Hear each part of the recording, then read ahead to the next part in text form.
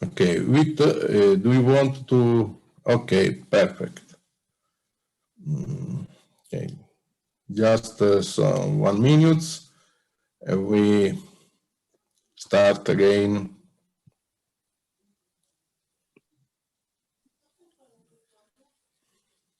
Okay, can you hear me? I was muted. What? Yes, if you can hear me, but yes. it seems that you can. Yes, it's Good. very nice slide, Vìt. Thanks. Okay. Okay. The next speaker is Vìt Musil from the Masaryk University. He will speak about sharp inequalities for the Ornstein-Uhlenbeck operator. Please. Okay, thank you very much for a nice introduction, and also thank you and thanks all the organizers for giving me the chance to be the follow-up speaker after Andrea. It's a pleasure. So let's start mentioning that this is a joint work with Andrea and Lubos Pig. So Andrea was my former postdoc advisor, and Lubos was my PhD supervisor. So, and this talk is based on our recent work, which is currently under preparation still, and that concerns the optimal spaces for the Ornstein-Uhlenbeck operator. So let's start by explaining what is our environment working, and that is the Gauss space, which is the probability space. So it's Rn endowed with Gauss measure. So this is very famous thing related to the normal distribution in statistics. So very fast decaying weight, exponentially decaying. The motivation, of course, came from statistics and physics. And one of the reasons is that this setting can be, in some sense, generalized to infinite dimensional spaces, which is, of course, not possible in Euclidean space. Maybe I'll comment on that a bit later. So once we have this, we can then define the Ornstein-Uhlenbeck operator. And first of all, it can be said that it's an appropriate substitute for the Laplace in Gauss space. So let's first start by recalling the Euclidean setting. So everybody knows, I guess, that the Laplace operator is a composition of two well-known and simple things. So it's divergence and the gradient. What's the relation between divergence and gradient? Simply divergence or minus divergence is the adjoint operator of nabla with respect to L1 pairing. So this lambda n here is the Lebesgue measure. So in function spaces jargon, we say this is an adjoint or associate operator. But of course, when we work with Gauss space, so we have to change the L1 space with respect to which we are taking this pairing. So, and then the adjoint is slightly different, and we label it as, it's common in literature, delta. So it's again the adjoint of nabla with respect to similar pairing, but here we change the measure from Lebesgue to Gauss. And if one calculates everything, then the pointwise behavior looks like that. And then again, we can define the proper substitute for Laplace operator. So it's again the composition of nabla and its adjoint operator, which in this case is not divergence, but this delta operator. And this we label L as usual again in literature, and we call it Ornstein-Uhlenbeck operator. Again, calculations show that this is this pointwise behavior looks like this. So it's Laplacian minus the product of x and gradient. So again, as Laplace operator, this is also self-adjoint operator because it's a composition of operator and it's adjoint. So this is always leads to a self-adjoint guy. Good. Another view of this is via equation. So in some sense, if we define a solution of this equation, that means that this equality is satisfied for all test functions. And in this equality, if we replace here on both sides, again, the Lebesgue measure with the Gauss measure, then we arrive at an analogous definition of the solution of this equation. So this is another way how to observe that this is very natural definition or translation from Euclidean to Gauss setting. Good. Now let me be more precise on the definition of the solution. So for L2 function, we say that the W12 function is a solution if it satisfies this equality for all W1 test functions. And now we can extend this definition for all L1 functions by saying that L1 function U is a solution if there is a sequence or there are two sequences of L2 functions and W12 solutions such that the right-hand side, the FKs converge to F in L1 and their solutions converge pointwise to U almost everywhere in Rn. So for Fs, we have L1 convergence, and for solutions, only pointwise. So if all this is satisfied, then we say the U is a solution. Okay, yeah, and one important thing here, observe that if you test by constant functions, that in order to speak about existence, necessarily F has to have a mean value equal to 0, otherwise there is no chance. And also it's immediate from the definition that if you just shift your solution by any constant, it's also a solution. So the mean value assumption on F is inevitable. Okay, so we have this existence theorem first, saying that for every L1 function satisfying this necessary condition, so that mean value is 0, there exists a unique solution in a sense of the definition I showed you, then and unique up to additive constants, of course, to this Ornstein-Uhlenbeck equation. And moreover, we have this endpoint estimate. So if we only assume that F is in L1, then our function U is in slightly better space, L1 infinity log L. Okay. As for the regularity, we have to define something first. So here, this is the T1P, the truncation space, that consists of all measurable functions such that all truncations belong to W1P. So what are truncations? So that's if you have your function looking like that you truncate it at level T. So if this is true for every truncations on every levels, if this function belongs to W1P, then you say that your function belongs to T1P. So you can cut off some singularities, not as on this example, but I hope you understand this. So for every function in this T1P, there exists a unique measurable function labeled as the nabla U, which is not a gradient here, it's just a symbol. So this is a slight abuse of notation. So there exists this function such that every truncation of U coincides with this function.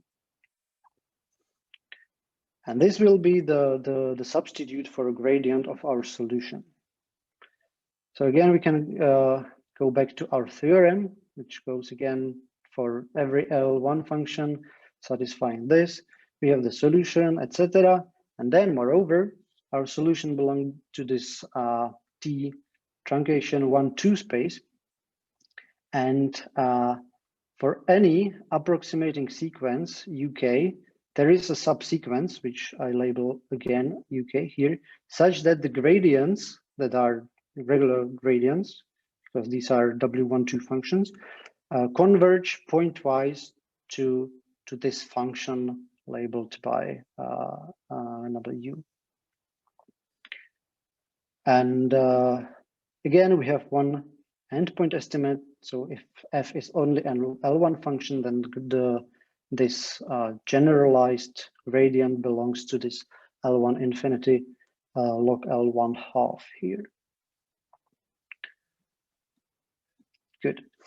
So further, what was our main objectives in this work? And that was to describe the transfer of integrability from the datum, so from the function on the right hand side f to the solution u.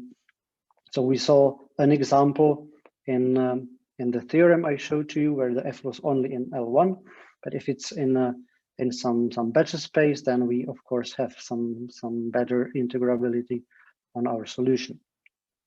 So this leads to some Sobolev type embeddings, and we pay special attention to optimality of these embeddings. So the very similar concepts as we have seen in Andrea's talk before. So here again, our competing spaces will be the set of rearrangement invariant spaces, which I'm not going to define here, but as we have seen in Andrea's talk, they cover the customary Lebesgue, Lorentz, and Orly spaces.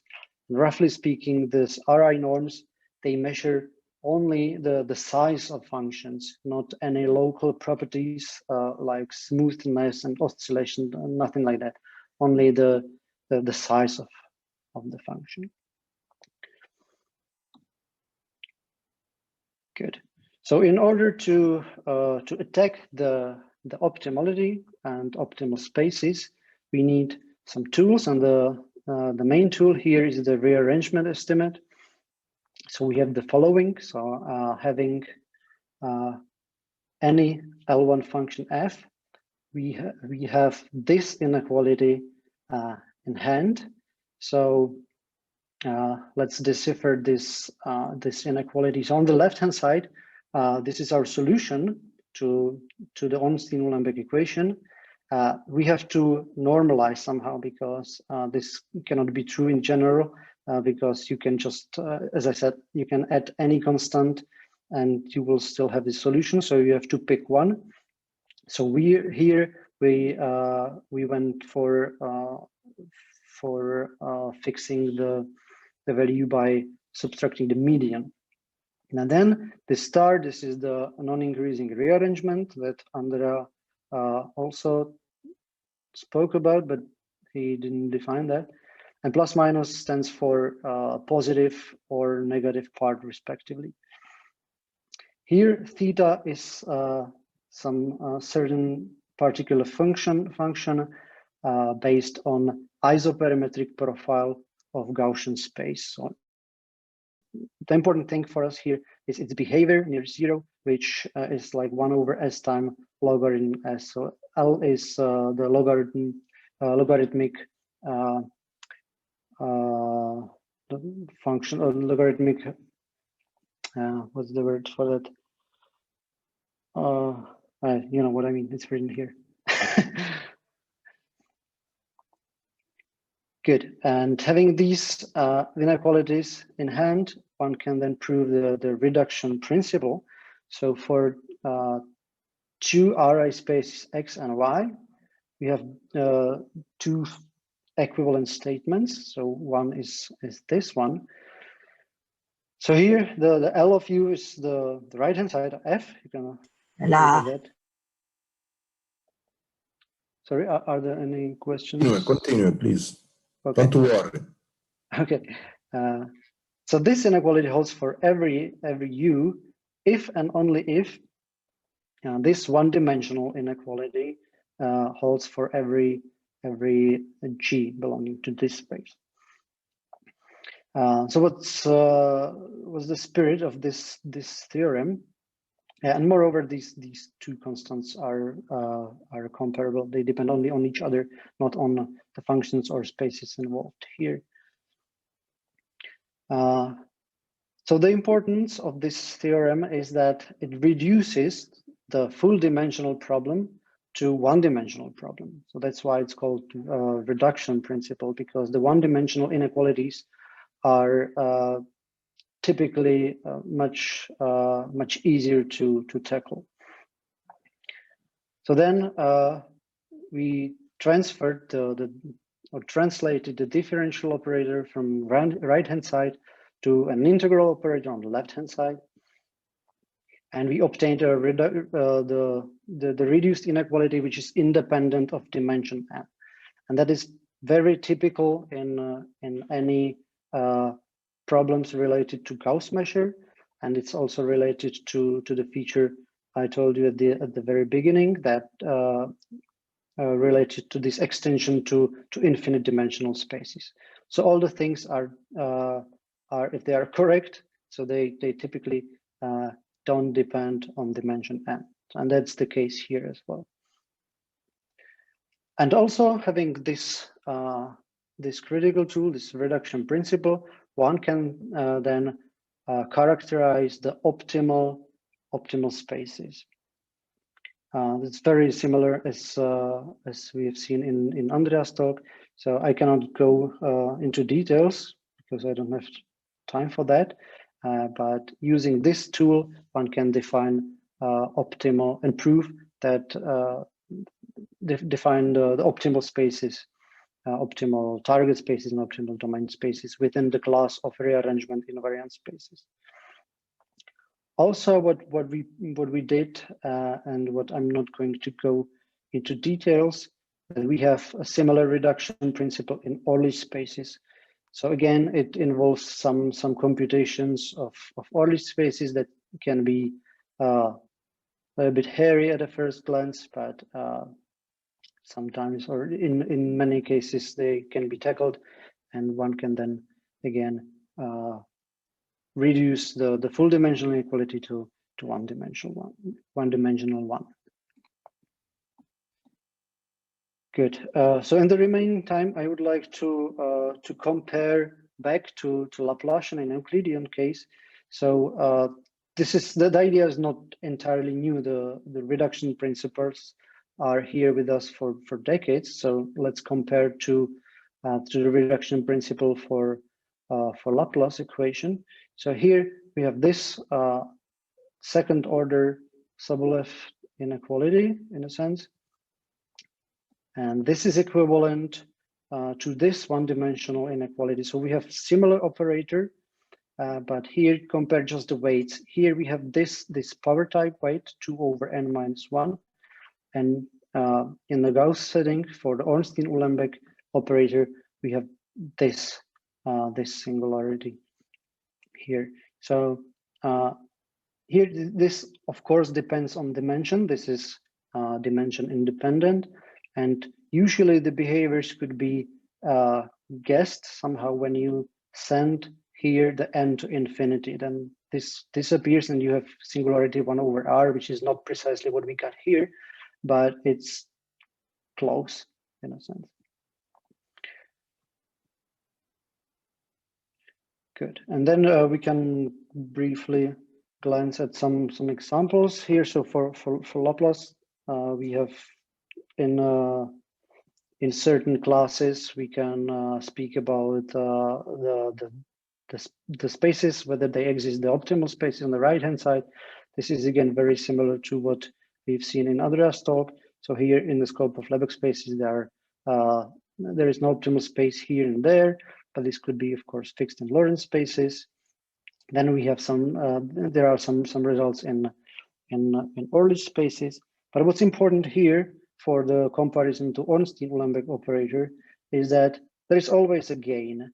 So if your function f, your right-hand side belongs to some space, your solution always belongs to a better space. So you have this, as we call it, gain of integrability. And of course, everything here depends on dimension n. On the other hand, for the Ornstein-Uhlenbeck, this is a bunch of examples we have here, but what's important that the gain is not always guaranteed. In some cases here, we have the gain of integrability. So if this is the f, if it belongs to LP, for instance, then you get LP log L.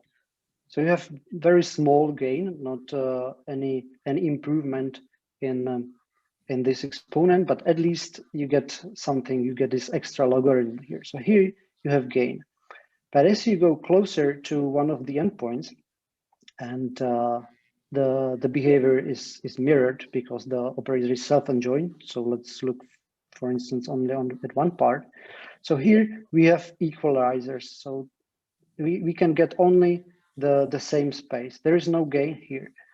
And as you go even closer to L infinity here, there is a loss actually. You cannot expect that you will go to the same space. So you lose here.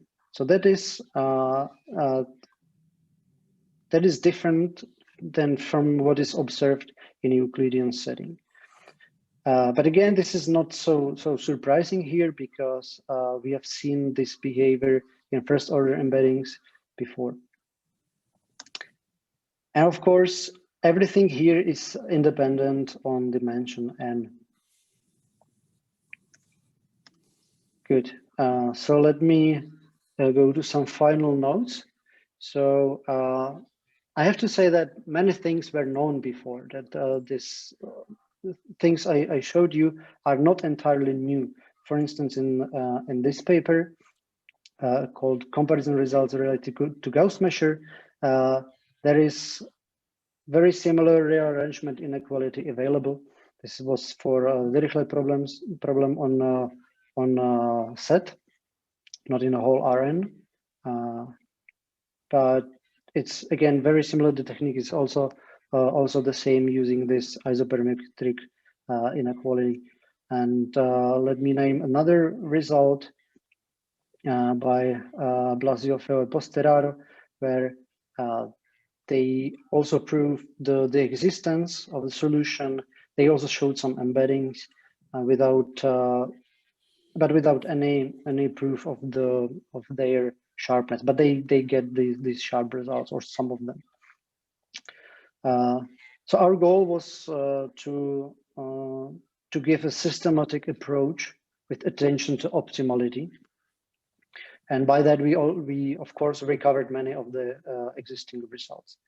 And it's also important to say that this was not our main goal, because we used these results as a gateway to study some optimal constant in certain cases of exponential type embeddings, which is related to Moser-Truringer type embeddings.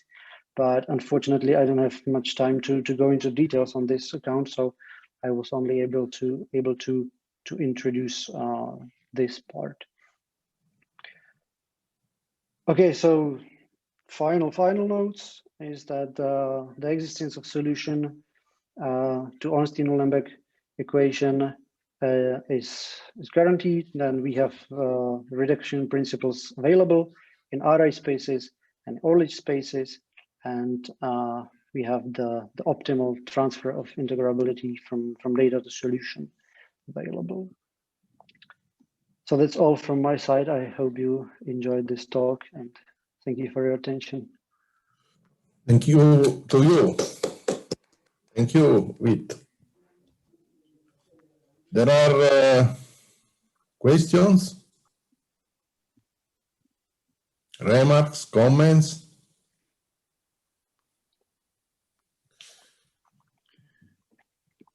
We just let's recall that Vìt correctly compared the results with the standard case of Laplacian, And in that case, this estimate that he showed go back to Talenti, basically, who proved this kind of rearrangement estimates for solutions to Laplacian type and more general elliptic equations. So our work and the work of Maria Rosaria Posteraro and other people from Naples is in a sense inspired by his approach, by symmetrization and the use of isoperimetric inequalities. Yeah. So these for historical point of view, just this. With just a curiosity, coming back to the definition of solution, my curiosity is about there is some relation, I think, between Fk and F. And the UK can be considered as an approximation of U. Yes. So that you're approximating the solution by the more regular solutions. That's the idea behind this. Okay, thank you. Yeah, Okay. you take a sequence of please, Yeah, so if there is any such sequence that approximates that in this sense described here, then you call it a solution. That's the idea. Maybe Andrea can add some more details on this. Nothing special. So again, this idea of dealing with right-hand sides that are not in the suitable space for which the notion of weak solution doesn't apply, go back to all these papers starting from the late 80s by people working with equations with right-hand side in L1, including Boccardo, Murat, and many others. And the idea is that you define a solution just as the limit of solution to approximating problems where the right-hand sides are in the appropriate space. So if these solutions, you show that you can, any approximation of the right-hand side with better data leads to a same limit, and you call this a solution. So this is to extend to right-hand side with the low integrability properties. This is the... Okay, thank you. Sorry. Please. So you can consider also the case when the right-hand side is a measure? Or just no, we didn't. Function? Just functions. We didn't go beyond this. We didn't, yeah, correctly, but yeah, the question is reasonable. One can also consider right-hand sides that are measures, and this is what all this theory applies. There are some drawbacks if you have just a measure, because, for instance, uniqueness is not guaranteed. As far as I know, even in the standard cases of nonlinear equations, there is no result about uniqueness of solutions obtained this way, even for the Euclidean case. But otherwise, many of the results transfer also to measures. This is correct. Okay, thank you. Sorry. And here the reason was that L1 is in the scope of rearrangement invariant space is the largest one. So if we go beyond this, we would just fall out of this class, and we couldn't use all the tools we work with, and we couldn't then define the optimal spaces by these techniques. So that's why we are restricted or constrained to this space. Okay. There are some other comments, remarks? Sorry, I have a question. Please. So, if I remember correctly, the paper that you cite at the end of Bolzone, they also, yeah, I think the second one that, yes, they also treat the non-local extension of the Ornstein-Uhlenbeck operator. Have you already thought about if what happens if instead of consider the solution Ornstein-Uhlenbeck of u equal f, you consider the fractional counterpart of that? That we didn't consider so far. So the answer is no. Okay. Thank you. So it's free. Anyone can jump on it. Okay. There are some comments. If not, thank you again to the speakers for your interesting talks.